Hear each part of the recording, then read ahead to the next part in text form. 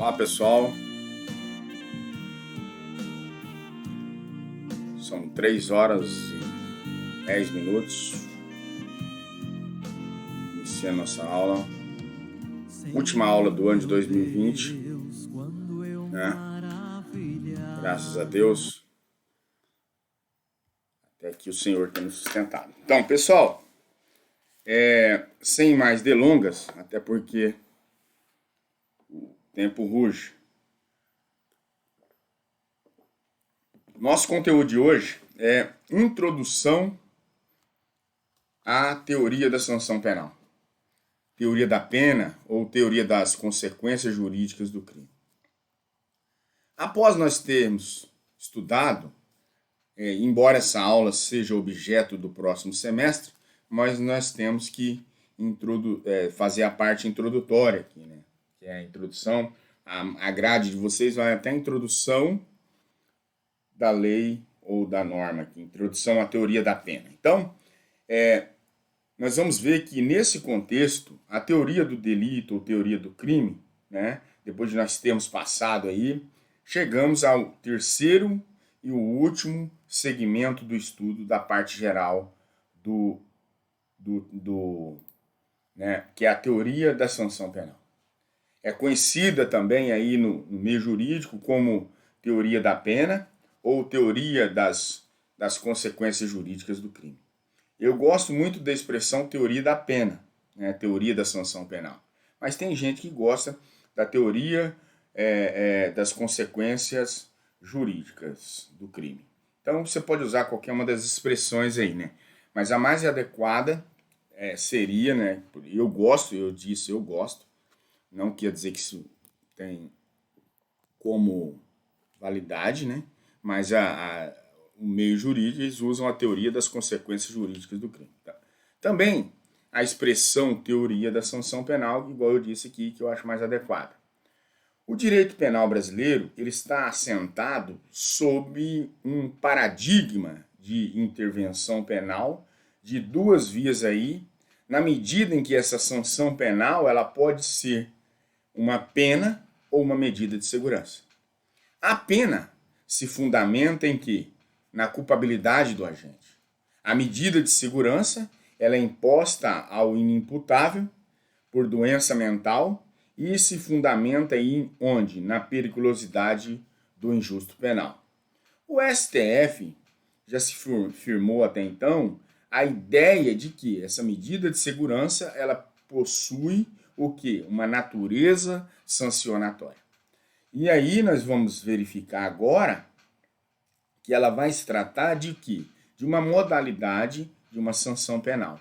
A pena, por sinal, ela há também aqui de nós verificarmos que há uma divergência relacionada à origem etimológica da expressão pena. Essa expressão ela possui origem no termo poena, que vem do latim, que significa sofrimento, e remonta a expressão, e vai se remontar também a expressão grega, né, ponos, cujo significado é dor. Atualmente não se resta dúvida aí de que a pena é a forma de atuação do Estado no sentido de responsabilizar o agente que tenha praticado uma infração penal, né, crime ou contravenção, que nós já estudamos em aulas anteriores, vocês viram a diferenciação. E de regra, nós vamos entender que a imposição da pena se dá após o trânsito em julgado da sentença penal condenatória. Contudo, né, o STF ele tem admitido a execução provisória da pena, início do seu comportamento, quando pendente aí de julgamento de recurso destituído de efeito suspensivo. Aí. É o que nós temos visto no cenário nacional, quando o ex-presidente Lula, após o trânsito em julgado em sentença de segundo grau, ele começou a execução da pena provisória, embora os seus advogados tinham impetrado aí inúmeros recursos nos tribunais. Estavam pendentes de julgamento e mesmo assim ele teve que ir para o cárcere. E hoje é uma linha bem tênue na área advocatícia essa questão. Porque se o seu cliente ele é condenado na instância de primeiro grau, Aí ele recorre em liberdade. Em segundo grau, confirma-se essa condenação, ele automaticamente já começa a execução provisória dessa pena, tá? Quanto, senhores, nós vamos ver, os princípios limitadores, né, vamos verificar aqui, a legitimação na imposição de pena, ela pressupõe o quê? A observância de alguns princípios. E diz respeito aqui à contenção de quê? Do poder punitivo do Estado, de maior ou de menor medida, né? E todos os princípios que regem o direito penal irão influir também na previsão, na aplicação e na execução dessa pena. Alguns desses princípios estão mais diretamente ligados aí à pena, né, do que a outros vetores do estudo dessa disciplina. Os princípios mais específicos centraremos esforço aqui neste momento, tá? Os que estão vinculados à pena. Faremos de forma bastante sintética, até porque o nosso tempo é bem exíguo, tá? Princípio da legalidade. A pena ela deve ser realizada aí por lei, num sentido material e também formal, conforme esculpido lá no artigo 5º, inciso 39 da Constituição Federal, né? E vale recordar que este princípio também é válido para as medidas de segurança. Quanto ao princípio da anterioridade, a lei, ela comina a pena e deve ser anterior à prática da conduta. As novas leis desfavoráveis ao réu, né, novation legis impejus, né, não poderão retroagir incidindo sobre fatos pretéritos. A lei que beneficiar o réu de qualquer modo, né, a novation legis imperius, retroagirá a qualquer tempo, mesmo após o trânsito julgado da condenação. Quanto ao princípio da humanidade das penas, ela equivale o quê? À observância da dignidade da pessoa humana, né, na imposição das penas. Por força deste princípio, algumas penas constitucionalmente vedadas aí, né, artigo 5º, inciso 47 da Constituição Federal. A saber, os senhores, a pena de morte, né, salvo em caso declarado de guerra, a de caráter perpétuo, a de banimento, a de trabalhos forçados e cruéis, que mais à frente falaremos de forma mais aclarada. Quanto ao princípio da intranscendência das penas, nós vamos ver, também chamado nesse contexto de princípios da pessoalidade ou da personalidade, ela significa que a pena não poderá passar da pessoa do condenado, né? Estes princípios aqui se aplica inclusive a pena de multa, né? Razão pela qual os herdeiros do condenado aí morto, não podem ser obrigados a pagá-las, né? Agora, há uma exceção aqui dentro, que é o quê? Este princípio ele não tem aplicação para os efeitos extras penais da condenação, né? Transmite-se aos seus herdeiros, por exemplo, a obrigação de reparar o dano aí, de repisar o dano. Quanto ao princípio da individualização da pena, há uma observância, né, uma peculiaridade aqui, uma particularidade do caso, evitando que as penas sejam padronizadas, né? Os casos penais que caiam como na vala do direito comum, na vala comum, tá? Há uma observação que deve ser ressaltada, é o que? São as fases da elaboração da legislação, da aplicação e a fase da execução, né, que é a execução judicial e também a administrativa dessa pena. Quanto ao princípio da proporcionalidade, ela traduz a ideia de que a gravidade da pena, ela deve, até então, corresponder ao grau de reprovabilidade da conduta do agente. Em abstrato, o legislador e, em concreto, o julgador, né, na elaboração e na aplicação da lei penal. Quanto ao princípio da inevitabilidade, que é essa inderrogabilidade da pena, a pena ela deve ser aplicada e cumprida. Esse princípio acaba por ser mitigado, né, por alguns institutos penais que podem extinguir a pena, a punibilidade aí do agente, né, que é quando atinge a prescrição, lá do artigo 107 do Código Penal, e por alguns institutos penais que podem alterar também a forma de cumprimento de pena, que é a sursis e o livramento condicional, que no próximo período, quero frisar, falaremos de forma bem mais aclarada também, tá certo? Quanto ao princípio da vedação do bis in idem, é quando o agente ele não pode ser punido mais de uma vez pelo mesmo fato. Falamos aí no decorrer das nossas aulas inúmeras vezes desse princípio, né? No Brasil, este princípio ele acaba sendo mitigado lá no artigo 8º, né, do Código Penal. E aí, por quê? Quando a pena, muitas das vezes, cumprida no estrangeiro e tem que se cumprir novamente no Brasil, tá certo? Este princípio, senhores, ele possui uma dimensão processual. Não é porque não pode ser processado mais de uma vez pelo mesmo fato.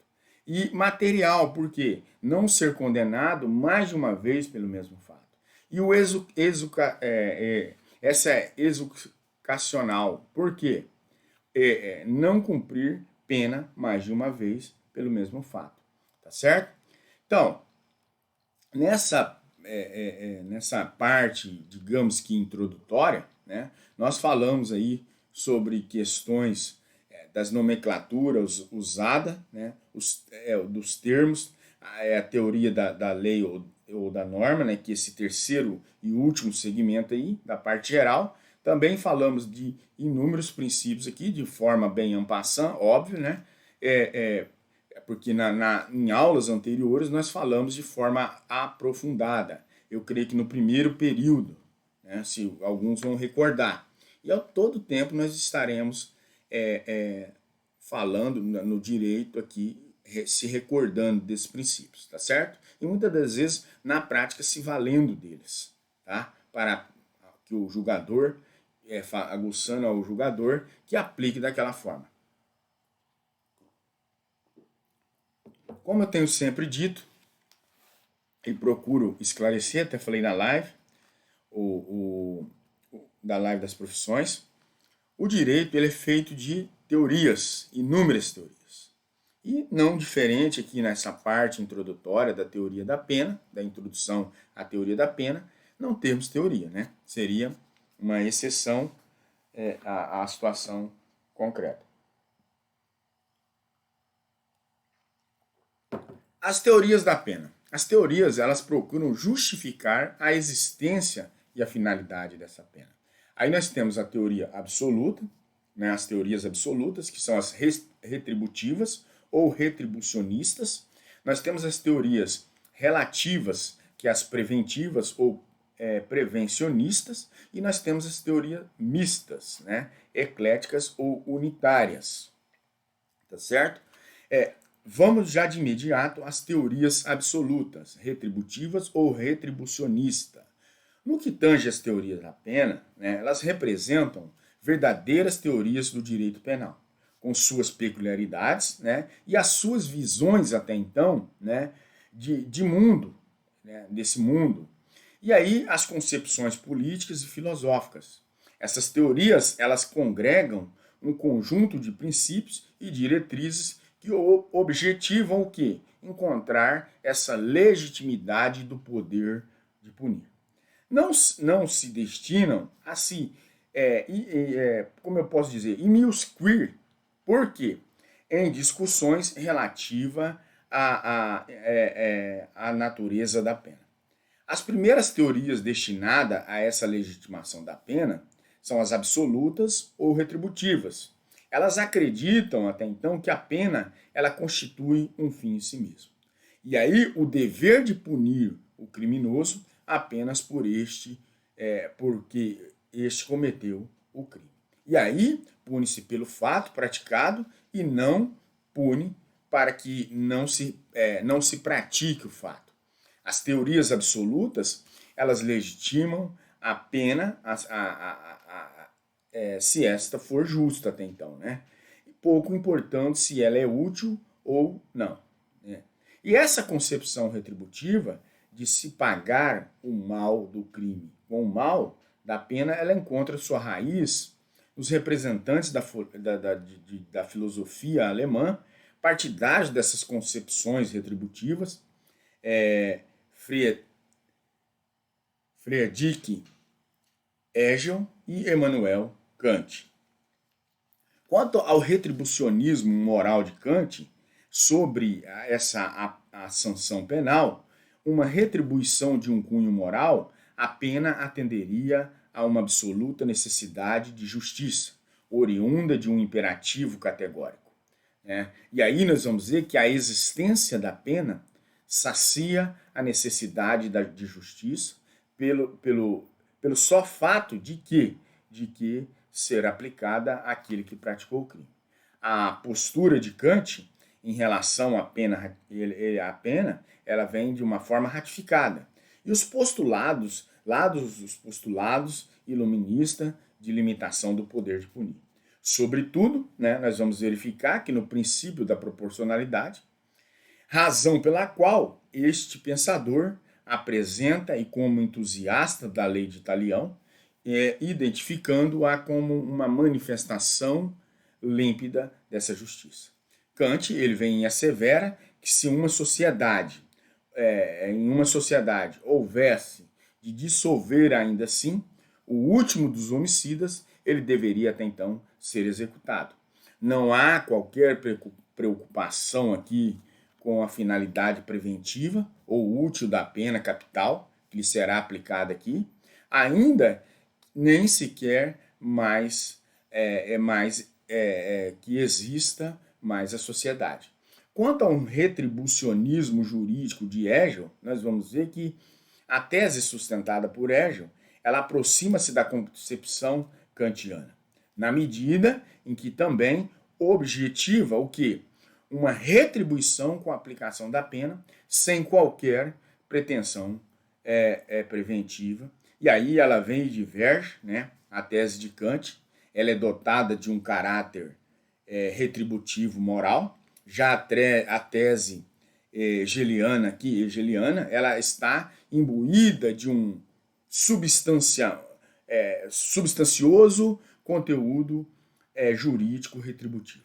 Hegel ele está preocupado com a rigidez da ordem jurídica e a pena ela é a negação da negação do direito. Ela legitima-se automaticamente a existência da pena, pois ela é o que? A afirmação do direito. Para Hegel, o direito é a manifestação da vontade racional e a pena é a reafirmação dessa vontade, sobrepujando até então, né, a vontade de quê? A vontade racional, manifestando quando do delito. O filósofo alemão, ao aplicar a pena, o Estado ele honra o indivíduo considerando um ser racional, apto até então a receber o que é devido como parte de seu direito particular. Jacob ele vem e advoga a ideia de que a pena ela servindo como confirmação da configuração de uma sociedade. Outras teorias retribucionistas, né? As teorias da retribuição moral de Kant e da retribuição jurídica de Hegel, são as teorias absolutas, né? E gozam de maior prestígio aqui na doutrina. Porém, né, outras teorias que podem ser enquadradas nessa classificação é a teoria da retribuição divina, sustentada por Stahl, né, que ele diz o seguinte: o Estado seria a exteriorização terrena de uma ordem divina. E a pena seria necessária à demonstração da predominância do direito, meio pelo qual o Estado ele vence a vontade que faz nascer o direito e sobrepõe a lei suprema.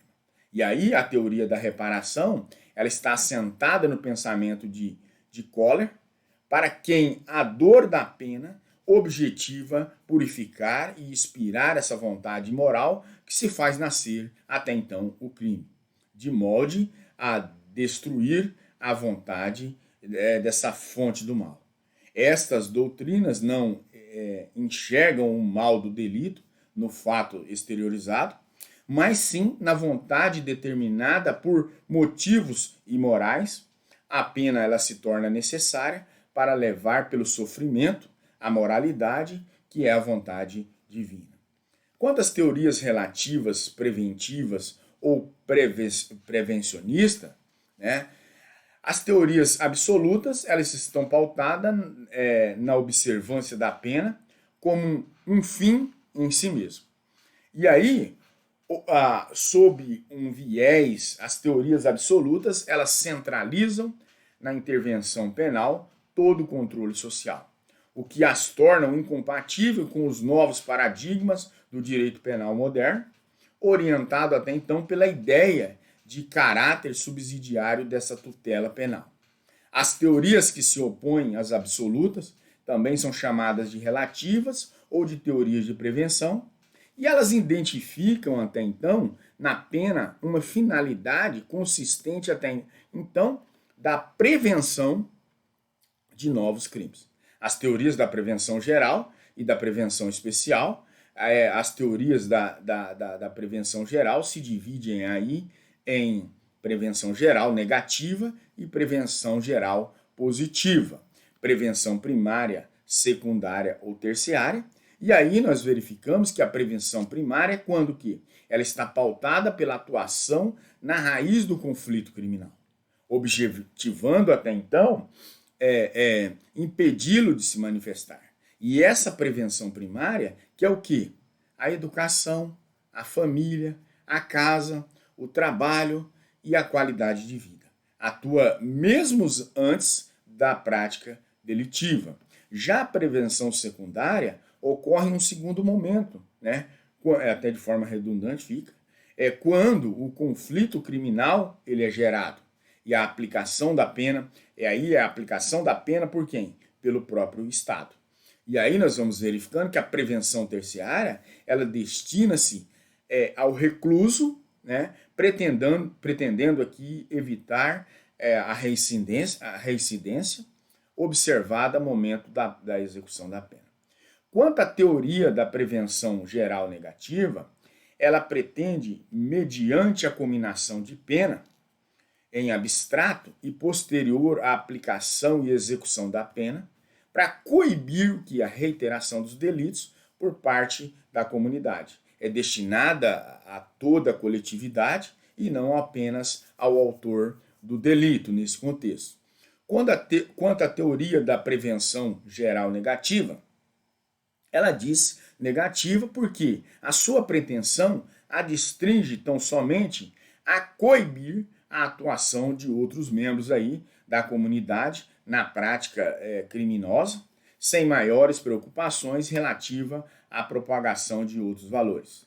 Maior corifeu dessa teoria foi até então, né, von Feuerbach, e aí a causa dos delitos reside de quê? Na sensualidade, pois é a busca do prazer que impulsiona o homem à atividade delituosa. A pena deve ser, até então, funcionar como um contraimpulso, e este impulso criminoso oriundo de onde? Dessa sensualidade humana. A pena seja a previsão em abstrato, ela é posterior à aplicação e execução, ela deve servir como uma ameaça ao membro de um grupo social. E aí o Estado, esse Estado, estaria a dizer aos cidadãos, é isto que lhe acontecerá caso venha até então delinquir.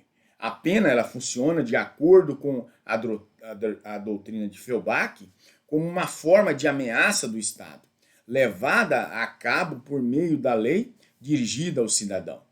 Esta teoria ela não passou imune a críticas, né, como as outras. Ela parece partir do pressuposto de que os destinatários da lei penal, isto é, os membros da coletividade, a conhecem. O fato é que a imensa maioria da população destinaria da lei penal, né, desconhece o seu teor quando quando não usa a sua existência. Além disto, a teoria não estabelece, né, essa teoria em comentário não estabelece os limites ao poder de punir do Estado. Os adeptos dessa corrente, eles abordam questão aí atinente aos limites que deveriam ser obedecidos pelo Estado, nessa combinação de sanções de cunho penal. A busca da coação psicológica coletiva como forma de quê? De obstar a prática de novos delitos. A teoria da prevenção geral positiva, ela é que se dirige a essa coletividade. E nessa perspectiva negativa, a teoria da prevenção geral funda-se na ideia dessa intimidação. Para sua perspectiva positiva, a prevenção geral preocuparia-se até então, né, e preocupa-se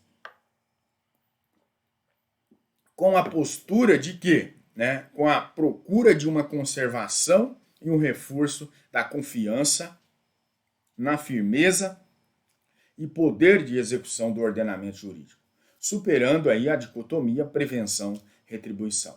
Esta perspectiva, a pena possuiria a missão de demonstrar até então, né, a rigidez e a inviolabilidade do ordenamento jurídico diante da comunidade jurídica, reforçando até então, assim, a confiança jurídica do povo. Na linha de pensamento, Hoxin, ele diz que o seguinte: a teoria da prevenção geral positiva traz três fins e efeitos distintos. Primeiro, o efeito sociopedagógico, né? A efeito do exercício na confiança do direito, promovido aí pela justiça penal. Um efeito também, o segundo efeito seria o efeito da confiança. Esta confiança surgiria até então no cidadão quando se percebe o direito efetivamente aplicado. Uma terceira situação seria o quê? Um terceiro efeito, a pacificação social. Esse efeito que ocorre quando a consciência jurídica geral se tranquiliza em virtude da aplicação da sanção. A teoria da prevenção geral positiva, cujo representante mais expressivo é Jacobs, com suas bases, Gunther Jacobs, com suas bases de sustentação nessa teoria dos sistemas de Nicholas Luhmann e apoiada na teoria da finalidade do funcionalismo do direito penal. Esse funcionalismo sistêmico para o sistema social. Na linha de pensamento, né, o brasileiro Juarez Cirino dos Santos, ele traz duas posições principais sobre essa prevenção geral positiva. Distintas, né, são sustentada por Klaus Hoxin e também por Gunther Jakob. Ele fala que a prevenção geral positiva para Klaus Hoxin assumiria até então uma postura em relação a esta teoria, com uma função de que consistiria nessa dogmática, nessa tutela subsidiária de bens jurídicos. Quanto à prevenção positiva para Gunther Jakob, ele vem a sufragar o quê? E essa absolutiza, né, a teoria da prevenção positiva. Dentre as inúmeras críticas formuladas, as teorias sustentadas aí por Jacobs, como uma subjugação do homem ao sistema, o sistema que deveria funcionar como instrumento para a satisfação de interesses do homem, legitima-se também uma intervenção penal que não está focada no ser humano, como é da tradição inaugurada aí desde os tempos dos movimentos iluministas.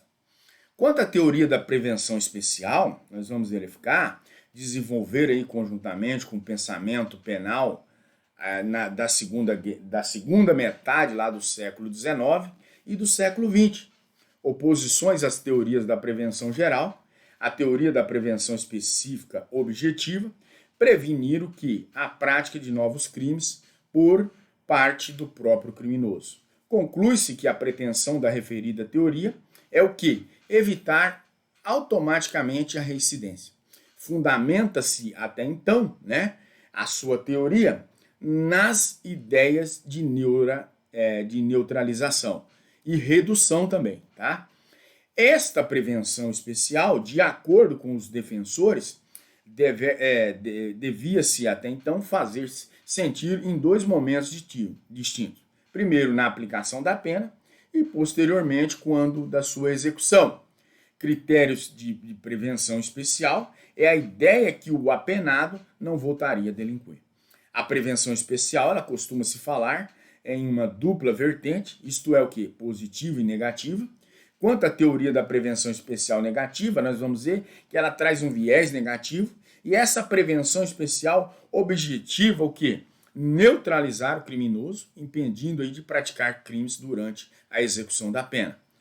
Exemplo máximo aqui é a própria pena privativa de liberdade, que traz os seus fundamentos, a sua fundamentação, ela encontra-se na ideia de que no curso do cumprimento da pena, o indivíduo alojado de seu meio social não poderia até então delinquir. Mas muitas das vezes, na prática, você vê uma reiteração de ato, o cara vira um criminoso quanto mais, e isso vai se acontecendo na vida dele, como eu posso dizer, anualmente, entrando e saindo constantemente do cenário do carcerário.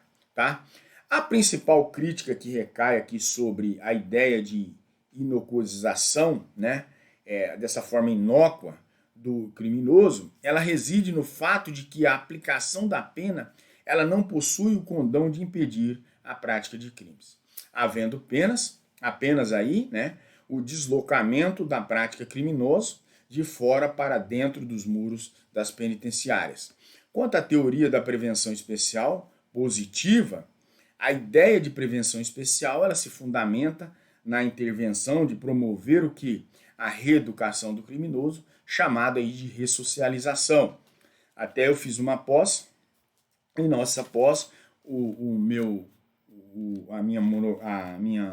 artigo que eu fiz foi sobre a ressocialização do preso, né, através da educação aplicada dentro dos presídios, que é uma verdadeira M maiúsculo, né? E aí eu vou trazer de forma educada, não vou falar o que significa o M maiúsculo, tá? Mas, por quê? Vocês acham que um sócio educador com uma pistola de todo tamanho na cintura, ele está educando ou ele está intimidando a pessoa? Ele está automaticamente intimidando, né? E aí eles fazem ali só para obter o quê? Remissões, alguns benefícios dentro do cárcere. Mas nunca fazem, é raro você ver um apenado fazer aquilo porque ele quer uma contrapartida para a sua própria vida. Não, ele quer porque essa entre aspas, ressocialização está sendo benéfica para ele. A ressocialização é de difícil obtenção na prática, né? Sobretudo quando se trata das penas privativas de liberdade, cuja lógica é educar para liberdade, reiterando a liberdade. Por que eu digo que é uma difícil obtenção na prática? Pelo fato de que, por exemplo, muitos criminosos, muitos comerciantes, eles têm a oportunidade de conceder a esses criminosos, até então, uma forma de emprego, mas poucos se contratam. Até porque esses criminosos, aqui em Ouro Preto não, mas na nossa cidade não, mas uma cidade a nível de capital aí, os criminosos eles saem e acabam cometendo novamente aí esses delitos nesse contexto que nós estamos falando. E essas práticas reiteradas, os comerciantes acabam ficando com medo. Então, esse referido discurso socializador, ele fundamentou, por exemplo, a reforma do Código Penal, ocorrida em 1984, e também o posterior incremento do sistema de penas alternativas, oriundo do advento da Lei 9.714, de 1998. O discurso ressocializador e a sua inoperante, né, em concreto, a derrogada do prestígio da teoria da prevenção especial positiva. Teorias unitárias, mistas, ecléticas ou da união digna de destaque até então, por quê? No que se refere à pena. Referidas teorias, elas possuem o quê? A pretensão de unificar alguns aspectos das teorias retributivas e das teorias preventivas. Retribuição ao mal praticado, essa retributiva, e a neutralização do autor na prevenção negativa. Também uma terceira viés seria o quê? A correção ou a ressocialização para que ele não volte até então delinquir, uma vez expirado o prazo de cumprimento dessa pena, essa prevenção especial positiva. Também uma intimidação de possíveis criminosos, que é a prevenção negativa, né? E, por fim, a manutenção ou reforço da confiança a essa ordem jurídica, né, nesse contexto, que é essa prevenção geral positiva. E aí, as teorias da União, né, detêm de primazia nas legislações ocidentais. Acolhida aqui no Brasil, depreende-se da leitura do artigo 59 do caput do Código Penal, ao fazer a expressa menção à aplicação da pena, em especial a primeira fase da dosimetria, circunstâncias judiciais, e aí dispõe que o julgador ele deve se pautar por critérios até então que sejam necessários e suficientes à reprovação e prevenção do crime. Logo se vê que o mérito das teorias unitárias se cinge à ideia, né, de que de fomentar a prevenção à prática de delitos sem perder até então de vista a pena em si, né, e constitui um mal a ser aplicado ao criminoso. Quanto à teoria dialética unificadora, essa teoria dialética unificadora, ela foi concebida aí por Klaus Roxin, e a pretensão do jurista alemão é congregar determinados elementos das teorias da pena, sem que se proceda, para tanto, a um mero somatório temerário das suas respectivas aplicações. A teoria dialética unificadora, ela vem e repudia a adoção de uma concepção de natureza retributiva da pena, e o repúdio à retribuição fundamenta-se no fato de que, para Klaus Roxin, é falaciosa a ideia de que a essência da pena se vê na causa retributiva de um mal. A peculiaridade da doutrina roxiana, ela vai se residir no fato de que há uma segmentação dos momentos em que se observa a pena. E aí nós teríamos o quê? A previsão, essa é a primeira fase, a previsão da fase legislativa da pena, que o legislador ele deve se pautar por critérios de prevenção geral, levadas em consideração até então o que? As restrições sobre um princípio da subsidiariedade e da exclusiva proteção dos bens jurídicos. Quanto à aplicação da fase judicial da pena, aqui deve o julgador se pautar-se pela ideia de prevenção geral, observando até então os limites das garantias. E a prevenção especial, observando que os limites inerentes até então à ideia de culpabilidade. Quanto à execução nessa fase judicial e administrativa da pena, ela deve estar até então pautada pelo quê? Pela concepção que objetiva evitar a reincidência, né? Que é uma prevenção especial. A teoria agnóstica da pena, ou um conceito negativo de pena, é uma tese sustentada até então por Eugênio Raul Zaffaroni, e a pena é vista aqui como um mero exercício de poder. E esse exercício de poder, né, não possui uma explicação jurídica racional a contento. Há uma atenção que eu trago aos senhores é de que o fato de que Zaffaroni é um ex-finalista, né, e também ele é um ex-defensor das teorias preventivas da pena, nesse contexto. E o reconhecimento desse caráter político da pena, ele vem acompanhado na necessidade de um direito penal como instrumento de contenção do poder punitivo do Estado.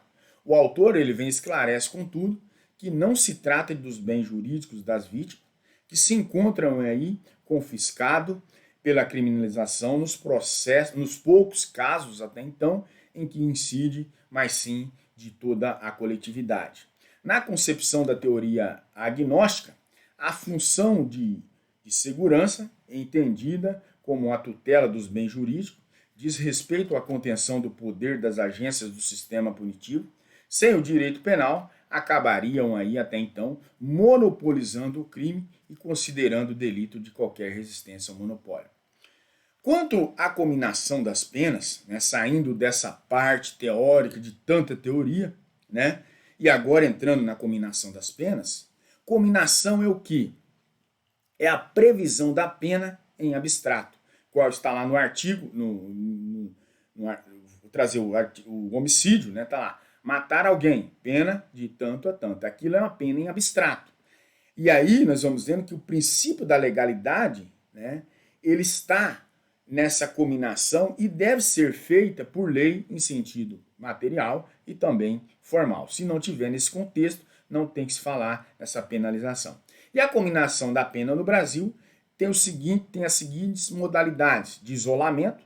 Apenas uma pena é prevista para o caso concreto, para o crime, né? Um exemplo, o homicídio, artigo 121 do Código Penal. E a prevista também prevista aí a pena privativa de liberdade. Cumulativa, quando há previsão de mais de uma pena para o mesmo crime. Um exemplo, no crime de furto, artigo 155, né, do Código Penal, foram previstas ali as penas privativas de liberdade e também multa. Então ela é cumulativa. Alternativamente, é quando a lei ela permite aplicar uma ou a outra pena para o mesmo crime. Exemplo, o crime de ameaça, artigo 147. Poderá o juiz aplicar a pena privativa de liberdade ou multa. Então o juiz vai sempre aplicar a multa porque é incompatível com o sistema, num contexto, né, o crime de ameaça. Apenas nesse contexto de liberdade acima de 4 anos. Em abstrato, né? Há quem se refira ainda à cominação de penas paralelamente, o exemplo do artigo 235, parágrafo 1º do Código Penal, que permite a imposição de reclusão ou detenção, ambas modalidades de pena privativa de liberdade. A previsão de cominação isolada, né, alternativamente ou cumulativa, mas não de cominação paralela. É a grande ressalva que se faz. O artigo 235, parágrafo 1º do Código Penal, mais evidencia uma aplicação isolada de pena privativa de liberdade, a despeito de possibilitar o que? Uma variação nesta modalidade de pena. Modalidades de penas, né? As penas constitucionalmente vedadas no Brasil, que qual eu falei para os senhores lá na parte introdutória, não sei se recordam, que nós falaríamos sobre ela agora no final. A Constituição Federal de 1988, em obediência até então do princípio da humanidade, ela expressamente vedou aqui em seu artigo 5º, inciso 47, as seguintes penas. Penas de morte, em caso de guerra declarada, né, não se encontra revestida de caráter absoluto. Por quê? Porque é o seguinte, é possível pensarmos na pena de morte? Sim, em caso ocorra declaração de guerra no país, né, e a regra está contida. Pena de morte, ela foi abolida no Brasil, né, desde o advento da lei do Código Penal de 1890, que é o primeiro aí da República. No Brasil, a declaração de guerra, ela compete aí privativamente ao presidente da República, em caso de agressão estrangeira autorizada aí pelo Congresso Nacional ou referendada aí por ele, no intervalo das sessões legislativas, artigo 84, inciso 19, inciso 19 mesmo, da Constituição Federal. Os casos para os quais a pena de morte está prevista, já existem, né? Encontros no Código Penal Militar. A título de exemplo, podemos mencionar que os crimes de traição, artigo 335 do CPM, do Código Penal Militar, favor ao inimigo, artigo 356 do Código Penal Militar, tentativa contra a soberania nacional, artigo 357 do Código Penal Militar, coação a mandante, artigo 358 do Código Penal Militar, cobardia qualificada, artigo 364 do Código Penal Militar, e assim por diante. É o próprio Código Penal Militar que, em seu artigo 56, esclarece que, em caso de guerra declarada, a execução da pena de morte se dá por fuzilamento, né? Quanto à pena de caráter perpétuo, no Brasil não se pode admitir a pena de caráter perpétuo, qualquer que seja a natureza. Também serão proibidas, por exemplo, as penas retributivas de direitos de caráter perpétuo. E o STF também reconhece aí que que esta proibição constitucional, né, se estende às medidas de segurança e devem ser limitadas. O Código Penal, em seu artigo 75, ele limita aqui a pena a 40 anos, onde na prova do G1 vocês erraram. né, porque houve alteração até então pela Lei 13.964 do projeto anticrime. A pena passa de 30 para 40 anos, é o limite máximo, né, para o cumprimento dessa pena privativa de liberdade. Quanto aqui nessa questão de caráter perpétuo, quero dar um exemplo. Uma juíza da comarca de Ariquemes deu uma pena a um cliente que ele estava com 300 quilos de cocaína e ele era motorista. Ela deu que ele deveria não ter mais, não poder mais dirigir. Foi suspensa a sua carteira por definitivo, né? E aí nós entramos com uma ação no tribunal, uma revisional, uma ação revisional, uma revisão criminal no Tribunal de Justiça, e dos fundamentos foi esse, que no Brasil não pode admitir a pena perpétua, qualquer que seja a natureza. Ela deu a condenação, ela tem limite, e o limite é o limite da condenação.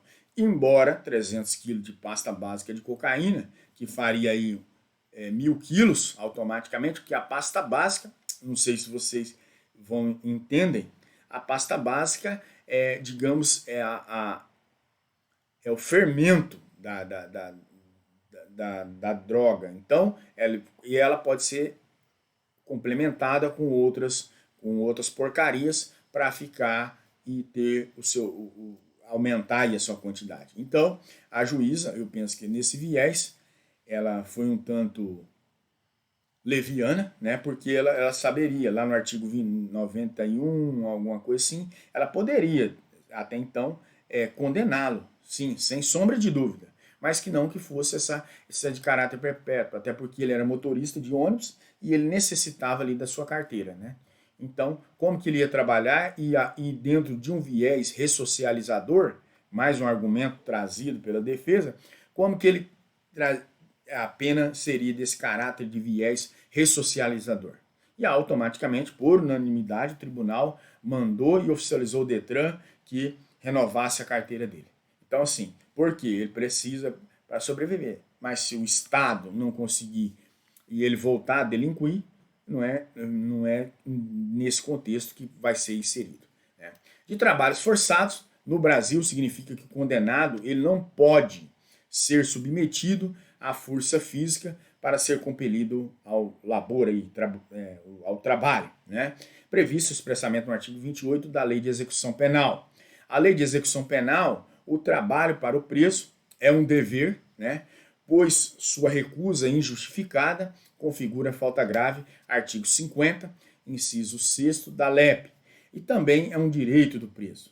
Ele assegura a remuneração, né, traz benefício aqui para ele, que é a remissão, artigo 127, por outrora já dissemos, tem remissão de 7 dias e de 10 dias também, dependendo da situação de qual ele se enquadra. A propósito, vale ressaltar aos senhores, que é uma situação até esdrúxula, né, que o trabalho ele não se torna obrigatório para o preso. Mas que preso? Político. O preso político, artigo 200 da Lei de Execução Penal, ele não é obrigatório para ele trabalhar, né? Quando, para mim, era o que mais deveria trabalhar, até porque os valores desviados do Estado, né, atinge não uma pequena parte dessa sociedade, mas sim a grande massa dessa sociedade. E aí você vai vendo que ele deveria trabalhar até com correntes e sendo chicoteado, brincadeira. Mas é uma realidade, né? E para ele não é obrigatório.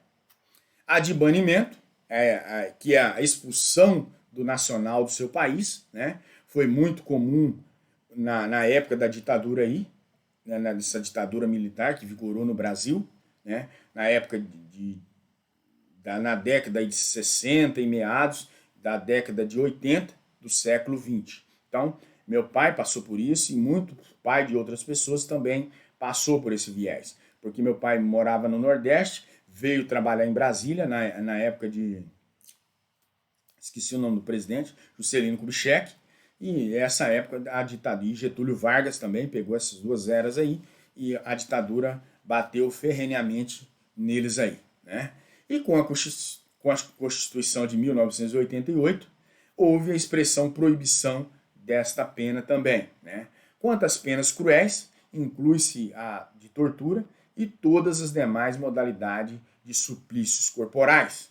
As penas previstas no Brasil, a Constituição Federal estatui ali no artigo 5º, inciso 46, né? A lei regulará a individualização da pena e adotará a privação ou a restrição da liberdade, perda de bens, multa, prestação social alternativa e também a suspensão ou interdição de direitos. Dentro dessas interdições de direitos, nós vamos ver que quando é comum a pessoa ir votar, quando chega lá e fala, o seu título aqui não está, você está suspenso. Não, ele está pagando pena. Você já olha para a cara do cidadão. Eu trabalhei nas eleições anteriores e via, eu era mesário, e chegava lá, tá restrito, suspenso. Né, você não vai poder votar. Eu já olhava para ele na perna se não tinha uma tornozeleira. Brincadeira. Mas muitas das vezes é isso, a pessoa está suspenso ou interdição de direitos políticos, né, que são esses de votação. E aí ele não pode, não é permitido que ele vote. Não que essa suspensão ocorra, mas você já olha para o estereótipo do cidadão e ali já vem a condenação pelo fato de que muitas das vezes ele está suspenso por essas circunstâncias. Trata-se de mais um mandato constitucional de criminalização e o texto constitucional orienta o legislador ordinário a atuar. Podemos vislumbrar aqui 3 modalidades de pena. A privativa de liberdade, que todo mundo foge dela e paga caro para ficar livre, né? O Código Penal ele pode ser pena de reclusão ou de detenção. Não podemos aqui olvidar que a lei de contravenções penais haveria uma terceira modalidade de pena privativa de liberdade, que é a prisão simples. A pena restritivas de direito, né, conhecidas como penas alternativas de acordo com o nosso Código Penal, prestação pecuniária, perda de bens, valores de prestação de serviços à comunidade ou entidades públicas, interdição temporária de direitos, né, como eu disse aí, e limitação do final de semana. Quanto à pena de multa, ao contrário das outras modalidades de pena, não há dúvida na pena de multa, né? Não há divisão na pena de multa, perdão. E aí nós vamos verificando, né, que muitas das vezes, aqui eu sempre falei nos cursinhos, e eu vou dar um outro adendo aqui, muito importante. Essa pena de multa, ela ferra a vida do cidadão. Por quê?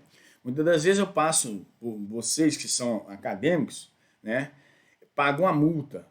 Essa pena de multa, não a multa de trânsito, aquela que você infringe a legislação de trânsito por cinto, capacete, não essa. Mas essa pena de multa aqui, ela F maiúsculo a vida do cidadão. Por quê? Esse cidadão, quando ele fizer um concurso público lá na frente, que ele for ingressar, essa pena de multa aqui, ó, vai afetar drasticamente. Por exemplo, nos concursos da escola da magistratura, no concurso da magistratura, nos concursos da promotoria, porque há um viés investigativo, e esse viés investigativo passa por um crivo muito pesado. E aí, essa pena de multa, ela pode te tirar de um concurso, né? E aí, vamos tratar de cada uma dessas modalidades de pena em 2021, querendo o bondoso Deus. Mas cabe destacar aqui, por exemplo, as penas de advertência, né, sobre os efeitos das leis de droga. É outra questão também, tá? Às vezes o cara pega com baseado, né, acadêmico de direito, tem pretensões, é um cara espetacular, com um futuro promissor, mas esse camarada gosta de fumar um beck, né, um baseadão, pá, beleza. Aí ele é pego pela polícia militar, lavra um TC ali, e aí ela vai lá, ele dá uma medida educativa de comparecimento a programa de curso educativo, prevista para o crime de porte de drogas, para o consumo lá do artigo 28, inciso da Lei 11.343, de 2006, ou ainda apenas total de atividades, né, de recolhimento domiciliar, prevista no artigo 8º da Lei dos Crimes Ambientais, a Lei 9.605, de 98. Por quê? O que eu disse isso aqui. Essas duas situações de pena de multa e essa pena aqui de advertência lá da Lei 11.343, ou a dos crimes ambientais, né? Essas 3 situações é minúscula. Você não vai preso, você paga só uma multinha, acabou. Essa outra, você participa de uma palestra, também acabou. Eu fui lá em Ji-Paraná esses dias, dar assistência a uma pessoa que estava respondendo um crime. Ele não sabia, né? Eu até falei pro pai dele, não precisa de eu estar lá presente. Não, doutor, eu quero que o senhor vá, não quero que meu filho... Não vai ser preso. Não, mas eu quero que o senhor acompanhe. Então, tanto. Vou. O senhor paga? Pago. Pode ir. Fui lá, participei. Aí, nossa, na hora que entrou, que a menina a conciliadora do TJ entrou, nós entramos, ela foi falando algumas coisas ali, e que eles participariam de uma palestra por exterior, tinha mais de 50 pessoas. E uma variação grande entre homens e mulheres. E aí estava todo mundo ali, automaticamente, o que nós estamos falando? Pena, pagando pena. E esse pagamento de pena, que é somente essa advertência, ela vai, ferrar sua vida lá na frente, caso você em um futuro promissor. E só uma garotada aí de 18 anos, 19 anos, 20 aninhos, 25. Alguns saem desse cenário, 35, falta de vergonha na cara, 35, 40, 50 anos ali. Então, para vocês verem que é sério essa questão da penalização. Nós estamos falando de pena, multa como pena. Então, não vá confundir multas de trânsito, multa de prefeitura, coisas do gênero, com essa multa aqui, tá? Essa multa é penalização. Então, você está pagando uma pena. E essa pena, ela vai ter um efeito drástico para alguém que tenha um futuro aí promissor. E isso eu já vi na prática. O cara tem que entrar com mandado de segurança para manter no concurso e várias coisinhas para tentar omitir aqui essa situação aqui. Todas essas penas estão previstas no nosso Código Penal, são as principais, não apenas acessórias no Código Penal, tá? Não pense que tenha. E na nossa legislação admite a existência de pena até então, nesse contexto, né? E, por exemplo, do prefeito que é condenado por crime funcional, que recebe como pena acessória a destituição do cargo, né? Artigo 1º, parágrafo 2º do Decreto-Lei 201 de 1967. Eu adquiri aqui, não seria para mim uma pena acessória, sim uma pena principal. Se ele é destituído do cargo, automaticamente, né, não seria, até porque ele responderá ao crime. Então, pessoal, até aqui foi bom estar com os senhores. São 4 horas e 15 minutos da madrugada. Né? Eu não falava os horários em outros dias, para os senhores verem qual os horários que eu gravava as aulas dos senhores. Né? Mas, graças ao bondoso Deus, chegamos ao fim desse semestre. Eu só tenho a agradecer aos senhores, todas as pessoas que conheci, né? Embora uma hora é uma hora bem, outra hora mal, e pensando no futuro dos senhores, né? Porque até todos aí que estão, tem alguns que pegaram o dinheiro dos seus pais ou de si mesmo, né? Rasgaram nesse semestre, jogaram no lixo. Por que eu estou falando isso? Tem alunos que tiveram mais de 30 faltas. Mas, como nós estamos em época de pandemia, e tem que haver a empatia, porque senão não há essa empatia. E aí, o que aconteceu? O aprendizado se tornou inócuo. Infelizmente, para certas pessoas. Mas, por outro lado, né, entendo e vejo que muitos alunos levaram ao pé do eito. E de uma forma maestral, tenho certeza que os conhecimentos foram aprimorados. Não falarei nome aqui para não ser indelicado, mas se eu pudesse, falaria.